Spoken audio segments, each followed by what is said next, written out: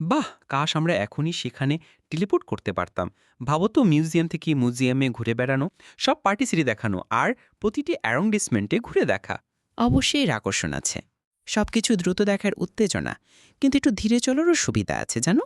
আমরা শুধু lame rise দিয়ে হেঁটে যেতে পারি, ছোট ছোট ক্যাফে খুঁজে পেতে পারি এবং শহরের আসল রোমান্স উপভোগ করতে পারি। কিন্তু কখনো কি তুমি পুরো ব্যস্ত সূচির উত্তেজনা চাইবে না? সব বড় বড় দর্শনীয় স্থান দখল করতে এবং সত্যি যেন প্যারিসে সব দেখেছি সেই অনুভূতি পেতে? হয়তো একদিনের জন্য বন্ধু, কিন্তু বেশিরভাগ সময় আমি মুহূর্তগুলো উপভোগ করতে চাই। আর কে জানে, হয়তো তুমি আর্ক দিয়ে ফিল্ম ফিটোরার সময় আমি কোনো ছোট্ট লুকানো বেকারিতে সবচেয়ে ভালো ক্রোসও পেয়ে যাব। হয়তো তেমনই হবে, ক্লো। আর হয়তো আমি তোমার জন্য মনমার্টের শিশু থেকে একটি ম্যাক্রোন আনবো। ওহো, চিতে তো মজাদার শান্তি উপহার হবে। ততক্ষণ পর্যন্ত তোমার যত্ন সহকারে পরিকল্পনা উপভোগ করলে